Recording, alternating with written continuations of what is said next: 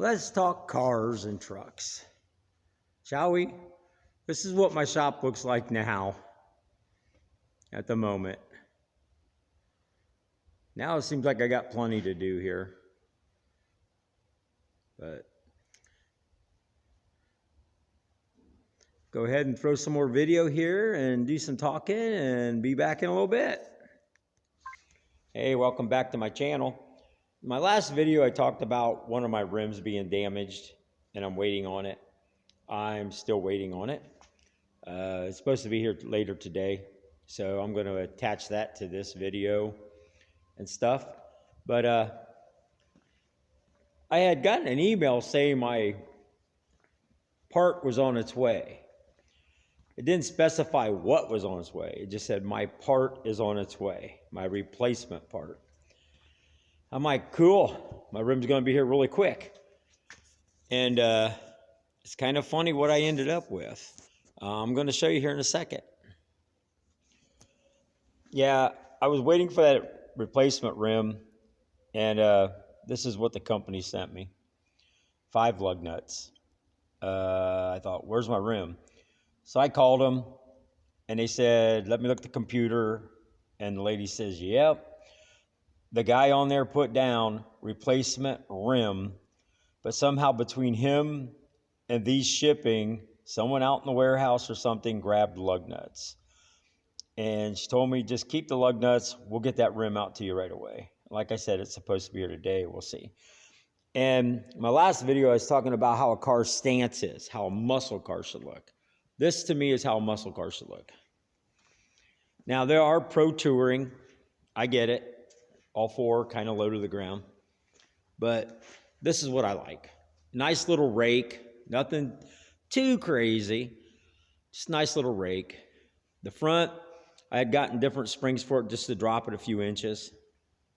The back, these are stock shocks. These are not air shocks. These are just stock shocks you go to your local hardware or parts store and pick up. As you can see, I put some massive tires on the back. I like these tires. I like this aggressive look. I like the wide tire. And it amazes me that tire tucks in that wheel well. Like I say, those are not air shocks. Big, deep Keystone Classics. I like that. I do. The front one's a little shallower. And yeah, my raised white letters are painted blue. They were white. When I bought the tires, they had that blue protective coating on there, and I had washed it off. And my wife says, what happened to the blue? She goes, it matched the car. And I said, you know what? It did kind of look pretty cool. So I ordered some markers, paint markers to go on rubber, and I painted them blue. And I really like that look. I do. That's pretty cool, and I'll keep touching those up as they need it and everything. So that's how, to me, a muscle car should look. Just like what you're seeing. Nice little stance, but not way, way up in the air. I think it's just perfect. One of my other videos, I was telling you the story about a 75 Hearst Cutlass that I had bought, and a friend of mine ended up buying it, and I only had it for like an hour. Well, I'm going to tell you a little story on that car here in a second. I'm going to go over to one of my other buildings, and we'll go from there. Okay, since I was talking about tires and rims, this is my Buick. And you can see it's got Kragers on it. And this one, too,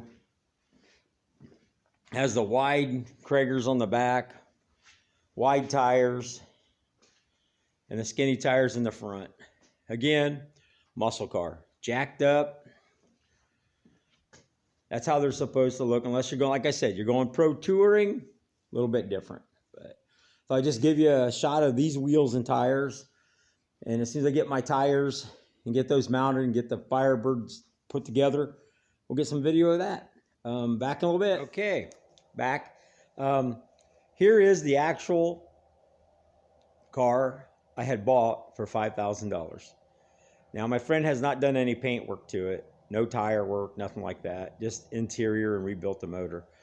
But this is the Hearst I bought years ago that my friend did not even want to go look at.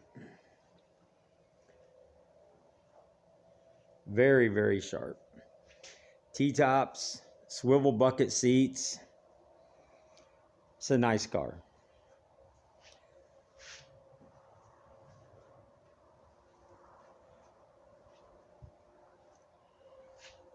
Yep.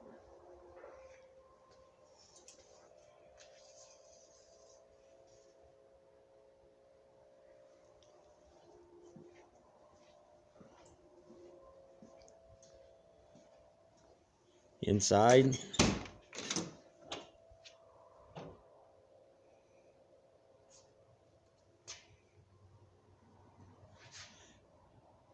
Nice his and her shifter.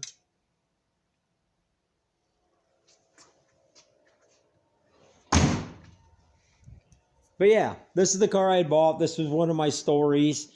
And I'll tell you why it's in my shop or in my garage. My buddy's moving out of state. He's actually leaving Indiana and he's moving to Florida.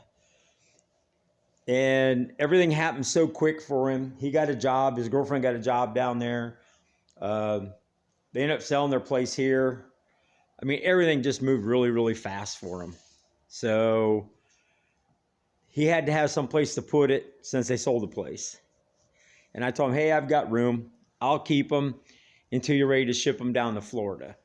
So he'll set up a time with the trucking company and I'll take these and deliver them. I say these because he has another one I'm going to show you here in a second. So hang on.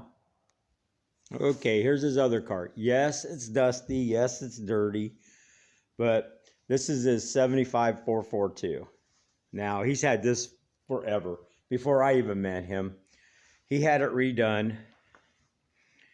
Very, very sharp car. This is his baby. Very fast. He had the 455. It's all built. It's made to scream. But, yep. As I was saying, he is moving to Florida.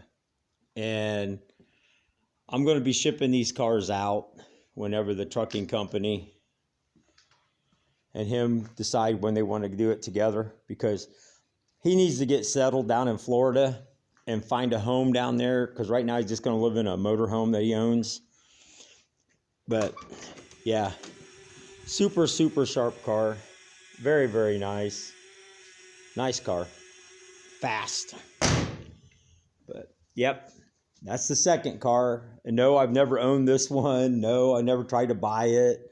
Nothing like that. So I'm going to cover this back up so it stays nice and tucked away until shipping day. Back in a second. Hey guys. Got some great news and some bad news. My wheels showed up. There's my 3 empty boxes from the last time. Here's the box that came today. Look at this. Look at that. Isn't that nice? That's exactly how it showed up here. Look at this thing, man. You're telling me that this wheel is going to be good in here? There ain't no way in hell this wheel's any good in here. I'm afraid to even try to take it out of there. I just so frustrated with this. What the hell's wrong with FedEx, man? What is their problem? They even put extra tape on the box because this tape is not on the original boxes. This is just crazy. I'm going to pull this wheel out of here. Take a look at it. Well, that wheel was absolutely no good. Had a great big gouge in the side of it. Again, oh dear Lord. So I'm boxing it up in one of the better boxes that were left over from these 3. And I'm sending it back again. I talked to the person on the phone and let her know that I'm going to try it one more time.